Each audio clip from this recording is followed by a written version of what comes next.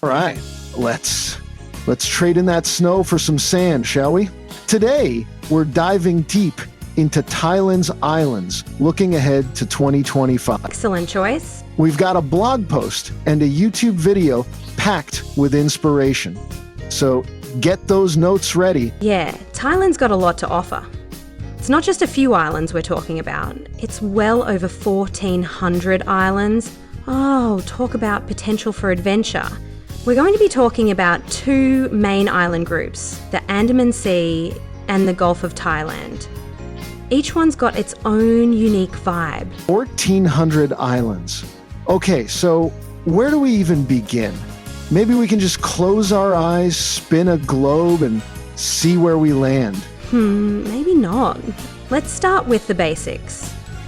The Andaman Sea, it's home to those iconic spots, Phuket and Krabi.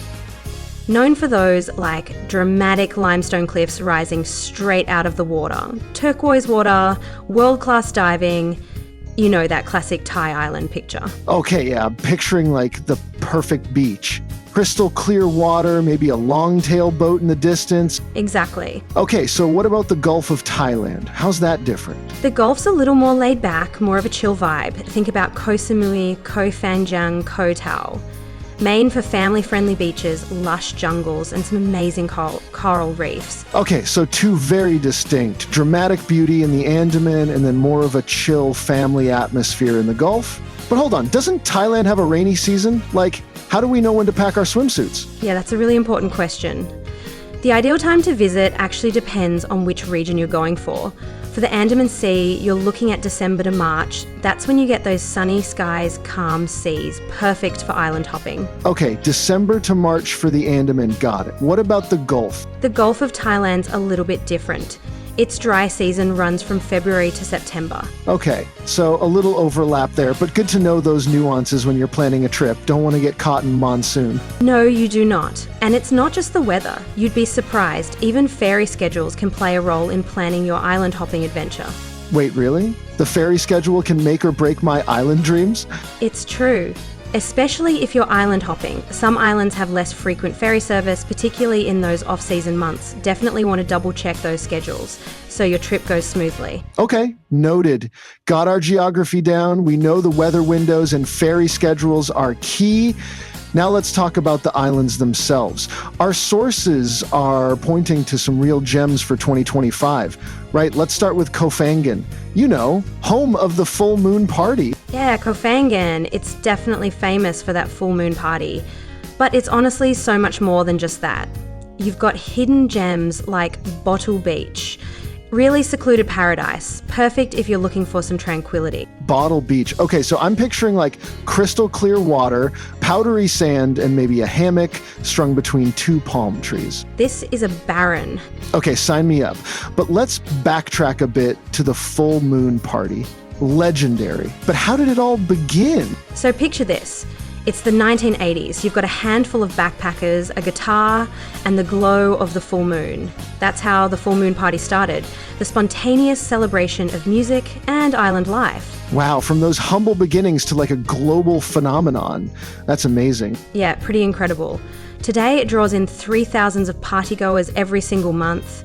It's a pretty unique experience, to say the least. Okay, so you've got the party scene covered, but what about those of us who maybe prefer a little more peace and quiet? Koh Phangan has something for everyone. It's got a whole range of accommodations. You could go for a budget-friendly bungalow, or you could splash out on a luxury resort like the Anantara Rasananda. Oh, nice. And don't forget about the cooking classes. Cooking classes on a tropical island? Tell me more. They're a fantastic way to get a taste of Thai culture, learn some new skills. You know, you could even impress your friends back home with some new culinary talents. That's true. Yeah. All right, so Koh Phangan sounds like it's got a nice mix of, that energy and relaxation. Yeah, but let's keep this island hopping adventure going. Where to next? Next stop, we're heading over to Koh Chang.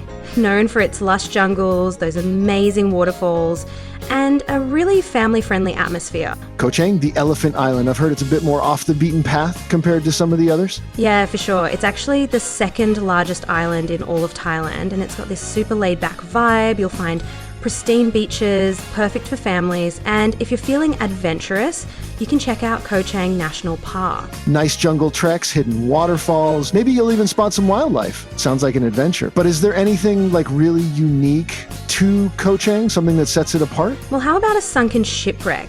Koh Chang is home to the hot HTM's Chang wreck. It's a former US Navy ship that's now a popular dive site. A shipwreck dive. That's incredible. I bet it's teeming with marine life. You bet it is. It's a fascinating underwater world. And the best part is even families with, different levels of diving experience can explore it. Wow. Okay, that is definitely going on the list. Shipwreck dives, jungle treks, waterfalls. Koh Chang sounds like a pretty amazing family adventure. But let's be honest, no Thailand island hopping trip is complete without a visit to Koh Phi Phi. I completely agree. Koh Phi Phi is iconic for a reason. I mean, think about Maya Bay with those unbelievably blue waters and the Phi Phi viewpoint with those breathtaking panoramic views. Oh, Maya Bay. That's the one that Leonardo DiCaprio made famous in The Beach, right? That's the one. And while it has been closed for rehabilitation for the past few years to protect the environment, Maya Bay is set to reopen in 2025. Oh, nice. With some new sustainable measures in place, of course. That's great to hear. I'm all about protecting those pristine environments. But Koh Phi Phi, it's not just about the beaches, right? Oh, definitely not. It's an underwater wonderland. The coral reefs around Koh Phi Phi are just bursting with life. It's a top spot for snorkeling and diving. Just imagine swimming through those schools of colourful fish, exploring hidden cove, witnessing that vibrant tapestry of marine life. Okay, you sold me. Koh Phi Phi is definitely going on the itinerary. Good choice. And speaking of itineraries, our sources mention some pretty impressive numbers. Over 15 tour packages and like 650 plus customer reviews already for June 2025. Yeah, it's a hot spot for sure. And with Maya Bay reopening, it's only going to get more popular. Well, I'm always down for a good adventure, but let's say I want to get away from the crowds for a bit. Experience a more authentic side of Thailand. Where should I go? Well, if it's tranquility and a slower pace you're after, the Koh Yao Islands are calling your name. Okay, think quiet beaches, traditional Thai villages, a real chance to immerse yourself in local life. Koh Yao Islands. Those are the ones nestled between Phuket and Krabi, right? Exactly. They offer a glimpse into a more traditional way of life, far away from the hustle and bustle of some of the more popular islands. It sounds like my kind of paradise. And didn't I see something about treehouse villas on one of the Koh Yao Islands? Ah yes, the treehouse villas on Koh Yao Noem. Imagine waking up in a luxurious treehouse nestled right in the jungle with those incredible views of Phang Nga Bay. A truly unique and unforgettable experience. Okay, that is officially at the top of my bucket list. Treehouse living in a tropical paradise. It doesn't get much better than that. But we can't wrap up this Thai island adventure without mentioning the one and only James Bond Island. Of course. James Bond Island, or Koh Phangan as it's known locally, is part of the Phang Nga Bay National Park. It's famous for its iconic limestone formations just rising dramatically from the water. I've seen pictures, but I bet it's just breathtaking to see in person. What's the best way to experience it? Most people visit James Bond Island on a day trip from Phuket or Krabi. These tours usually include activities like canoeing, kayaking, even exploring those hidden sea caves. You can also visit Koh Phangan, which is a fascinating floating Muslim village. A floating village, wow. Now that is something you don't see every day. I am adding a Phang Nga Bay tour to my itinerary, but let's get practical for a moment. All this island hopping sounds amazing, but how do we actually get around? Well, ferries are the most common way to travel between the islands. They're affordable, they're frequent, and they offer stunning views of the coastline. Okay, so ferries are the way to go. Any tips for navigating the ferry system? Yeah, definitely. Double check the schedules, especially during the off-season or if you're traveling to some of the smaller islands. And just be prepared for a little bit of a wait. Sometimes it's all part of the island hopping experience. Got it. Patience is key. Exactly. But all this talk about island hopping and exploring, it's had me thinking, how can we, make sure we're traveling responsibly and minimizing our impact on these beautiful islands? That's a really important question. And our sources actually highlight some great tips. First and foremost, let's ditch the single-use plastics, okay? Bring a reusable water bottle, say no to plastic straws, and just choose eco-friendly products whenever you can. Easy swaps, big impact. What else can we do? Well, when you're out there enjoying that underwater world, remember to respect the marine life. Choose ethical tour operators.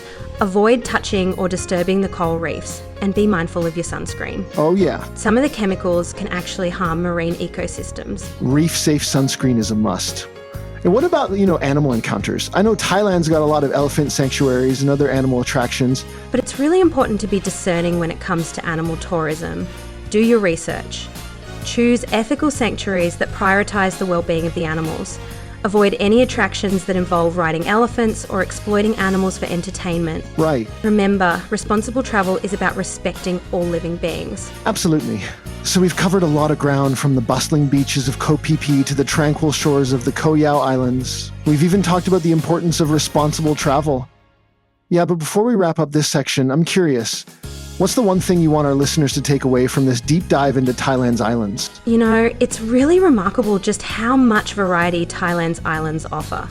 We've got those energetic full moon parties, the peaceful hidden beaches, family adventures galore, and even those unique experiences like staying in a treehouse or diving to a shipwreck. Right, it's like there's an island for everyone, for every travel style. Exactly. Speaking of, what about those less crowded spots our sources mentioned? I think one was Koh Phangan.